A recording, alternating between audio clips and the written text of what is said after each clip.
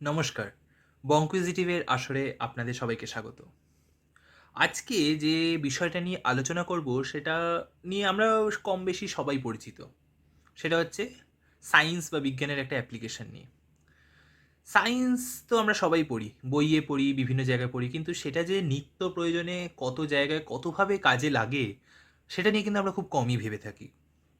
আজকে আমি সেরকমই একটা জিনিস নিয়ে আলোচনা করব, ছোট্ট একটা আলোচনা করব, যেটা হয়তো আমরা অনেকেই ভালো করে ভাবি না যে এটা কিভাবে হচ্ছে, কেন হচ্ছে।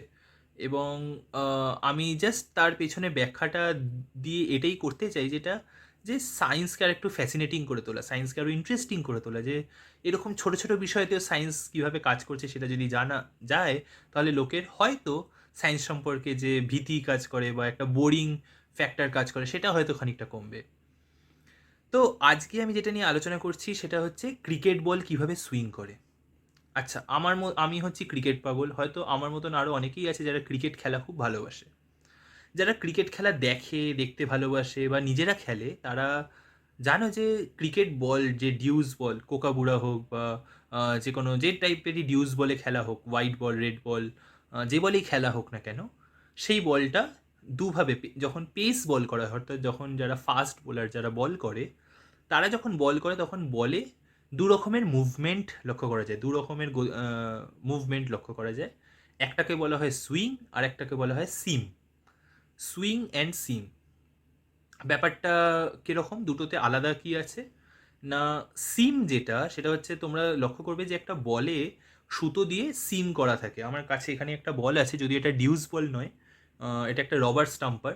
বাট এখানে তোমরা দেখতে পারো যে এই যে এইভাবে মাঝখান দিয়ে এখানে একটুখানি উবড়া খাবড়ার মতন যেরকম দেখতে পাওয়া যাচ্ছে, অ্যাকচুয়াল যে ডিউস বল সেই ডিউস বলেতেও মানে ইউজুয়ালি সুতো দিয়ে সিম বানানো হয়। তো এই সিম যখন পিচে পড়ে, তখন এই সিমে কিভাবে পড়ছে সেটার উপর ভিত্তি করে বলের একটা সাইডওয়েজ মুভমেন্ট, পার্শ্ববর্তী মুভমেন্ট একটা থাকে, যেটাকে বলা হয় সিম মুভমেন্ট, SEAM, সিম মুভমেন্ট। এটা নিয়ে আমি আজকে বলছি না। যেটা আরও আরও আরও অনেক বেশি আমি বলবো ফ্যাসিনেটিং, সেটা হচ্ছে সুইং মুভমেন্ট। সুইং মুভমেন্টটা কি, অ্যাগেন এটা ইউজুয়ালি ফাস্ট বোলারদের ক্ষেত্রেই প্রযোজ্য।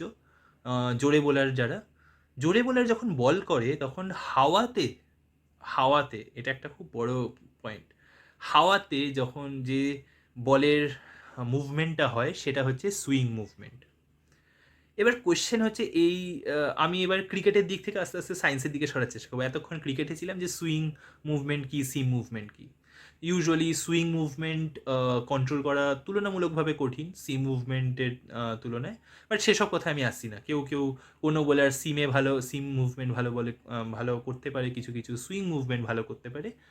অ্যাগেন সেটার থেকে আস্তে আস্তে এবার সায়েন্সের দিকে সরে আসছি। সেটা হচ্ছে যে বলে সুইং মুভমেন্ট কিভাবে হয়, যে এরকম একটা বল যদি হয়, এটা হাওয়াতে কি করে দিক পরিবর্তন করে এবং সেটার পেছনে কীরকম সায়েন্স কাজ করে, সেটা নিয়েই হচ্ছে আজকের এই ভিডিওটা।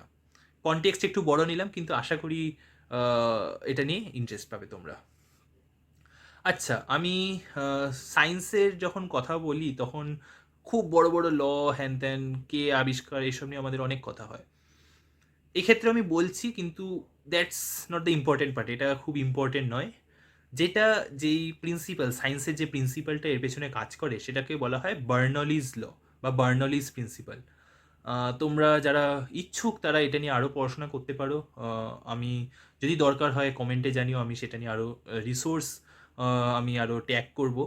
কিন্তু বার্নলিজ প্রিন্সিপাল মূলত কী বলে না, বার্নলিজ প্রিন্সিপাল হচ্ছে ফ্লুইড ডাইনামিক্সে। ফ্লুইড বলতে সেটা জল বা যে কোনো তরল পদার্থ, লিকুইড পদার্থ হতে পারে, সেটা গ্যাসিয়াস স্টেটে থাকতে পারে, যেমন হাওয়া বা এরকম কিছু। তো এই ধরনের যে ফ্লুইডের মধ্যে যখন একটা টার্বুলেন্ট ফ্লো থাকে, তখন তার মধ্যে প্রেশার এবং ভেলোসিটির একটা সম্পর্ক আছে। সেই সম্পর্ক নিয়েই হচ্ছে বার্নলিজ ল। এবং তোমরা যদি বার্নলিজ ল এর ইকুয়েশনটা দেখো, দেখবে, আমি এক্স্যাক্ট ইকুয়েশনে যাচ্ছি না কারণ এটা ম্যাথস ক্লাস নয়, কিন্তু দেখবে যে একটা প্রেশার টার্ম আছে, একটা ভেলোসিটি টার্ম আছে, এবং পুরোটা ইকুয়ালস টু কনস্ট্যান্ট। আরেকবার বলছি, তো একটা প্রেশার টার্ম, একটা ভেলোসিটি টার্ম এবং আরও কিছু টার্ম আছে, কিন্তু এর যে যোগফল সেটা হচ্ছে কনস্ট্যান্ট। তো সেইটা কি প্রকাশ করে, সেটা কি বোঝায়, সেটা থেকে কি ইনফারেন্স পাওয়া যায়? না, খুব সাদামাটা ইনফারেন্স হচ্ছে যে নন কম্প্রেসেবল কোনো ফ্লুইডের ক্ষেত্রে, এটা একটুখানি ইম্পর্টেন্ট, অনেক সায়েন্সের অনেক কিছুই বিভিন্ন কনটেক্সটেই একমাত্র খাটে। তো সেই জন্য এটা বলা দরকার যে নন কম্প্রেসেবল, যেটাকে কম্প্রেস করা যাচ্ছে না এরকম কোনো ফ্লুইডের ক্ষেত্রে যদি তুমি প্রেশার বাড়াও, অ্যাগেন মনে রাখো যে প্রেশার কনস্ট্যান্ট, ভেলোসিটি কনস্ট্যান্ট, তাদের সমষ্টি, কনস্ট্যান্ট বলবো না, প্রেশারের একটা টার্ম, ভেলোসিটির একটা টার্ম, তাদের সমষ্টিটা যদি কনস্ট্যান্ট থাকে, তাহলে যে প্রেশার, তুমি যদি প্রেশার বাড়াও ভেলোসিটি কমবে, ভেলোসিটি বাড়াও প্রেশার কমবে। তাহলে এটার থেকে একটা যেটা বড় ইনফারেন্স যেটা দাঁড়ায় সেটা হচ্ছে প্রেশার এবং ভেলোসিটি একটা ফ্লুইডের মধ্যে, কোনো একটা বস্তু যদি ভেলোসিটি থাকে তাহলে সেটা ব্যস্তানুপাতিকভাবে সম্ভব, ইনভার্সলি প্রপোর্শনাল বলা যেতে পারে। তাহলে এবার এইটা কিভাবে কাজ করে, এটা তো হয় বুঝলাম যে প্রেশার এবং ভেলোসিটি এর মধ্যে একটা ইনভার্স প্রপোর্শনাল আছে, যখন প্রেশার বাড়ে ভেলোসিটি কমে ইত্যাদি ইত্যাদি। তো কীভাবে কাজ করে? না, তোমরা যারা ক্রিকেট দেখো, অ্যাগেন একটুখানি আবার ক্রিকেটে ফেরত আসছি, যে তোমরা যারা ক্রিকেট দেখো ভালো করে যদি কখনো দেখবে, বিশেষত টেস্ট ক্রিকেটে এটা অনেক বেশি প্রযোজ্য, যেখানে একটা লম্বা সময় ধরে সেম বলে খেলা হয়।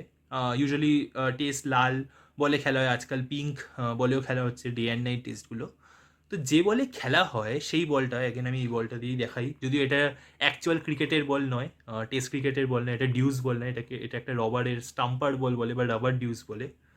তো অ্যাকচুয়াল বল তুমি যদি দেখো প্রথমে একেবারে শাইনি থাকে, একেবারে চকচক করে, দুটো সাইডই চকচক করে।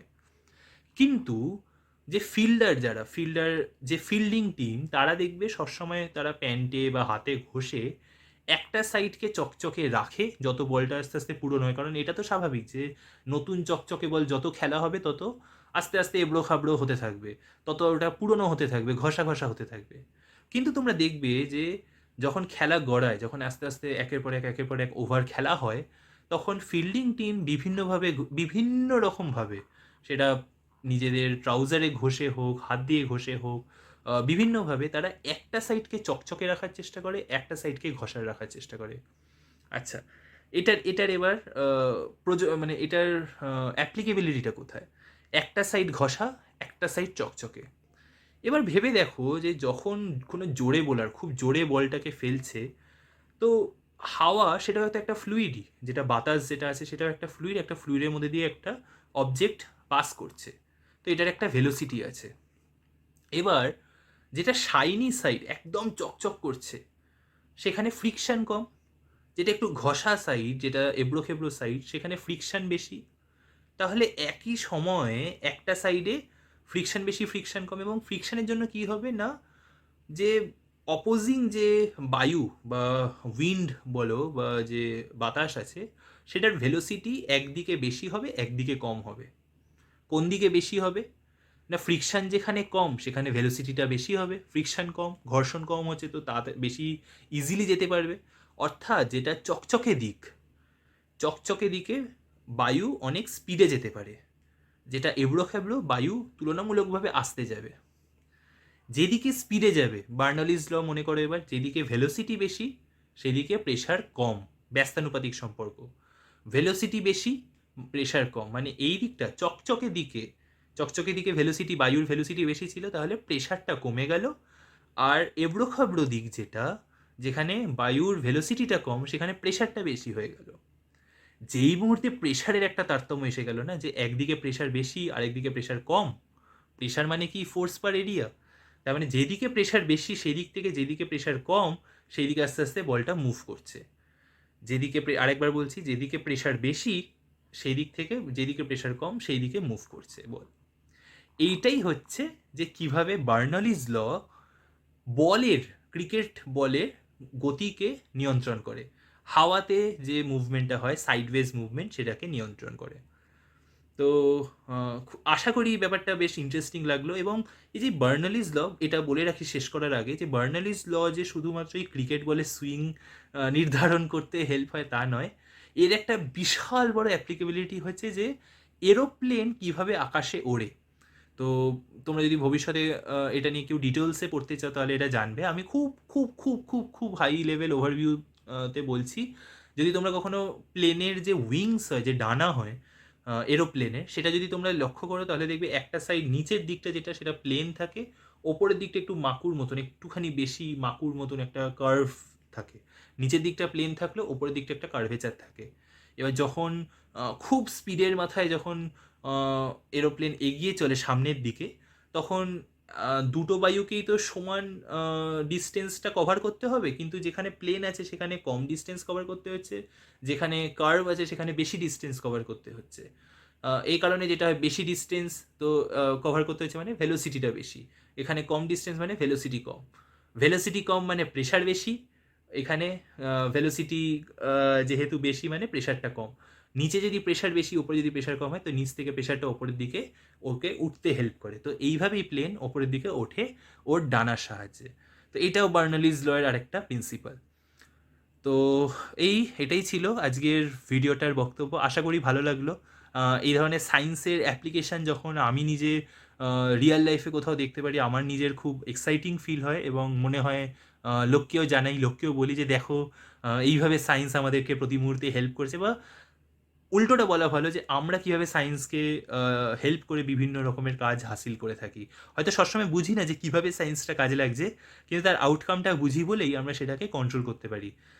যে বোলার, বিখ্যাত যারা সুইং বোলার, তারা হয়তো বার্নালিজ ল বোঝে না, বাট তারা বোঝে যে কোন দিকে শাইনি রাখতে হবে, কোন দিকে এবড়ো খাবড়ো রাখতে হবে, এবং শাইনি কোন দিকে থাকলে কোন দিকে সুইং খাবে বল। তো আজকের জন্য এখানেই। আবার শেষ করার আগে আমার কাস্টমারই একটা যেটা বলে থাকি যে বংকুইজিটিভ আমার একটা ছোট্ট প্রয়াস, বাংলায় বিভিন্ন জিনিস নিয়ে ডিসকাশন করা, অনেকটা ওই চায়ের আড্ডার মতনই। বিভিন্ন জিনিস, এখানে কোনো জিনিসই বাদ আশা করি থাকবে না ভবিষ্যতে, বাট মূলত যেই জিনিসগুলো নিয়ে আমার খানিকটা জ্ঞান আছে সেগুলো নিয়ে আমি বলার চেষ্টা করি, সেটা সায়েন্সের ভিডিও হোক, সেটা ফিন্যান্সের ভিডিও হোক, হিস্ট্রি, লিটারেচার, এইসবের বিভিন্ন জিনিস নিয়ে। তো যদি তোমাদের কোনো টপিক, কোনো কিছু নিয়ে তোমরা মনে হয় যে এটা নিয়ে বিশ্লেষণ করা দরকার, অবশ্যই আমাকে জানিও। যদি আমার সেটা নিয়ে কোনো জ্ঞান থাকে তাহলে আমি নিশ্চয়ই করার চেষ্টা করব।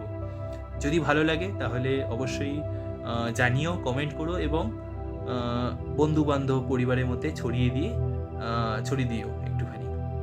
ঠিক আছে, তাহলে আজকের মতন এখানেই শেষ করছি। ভালো থেকো, ভালো থাকবেন। নমস্কার।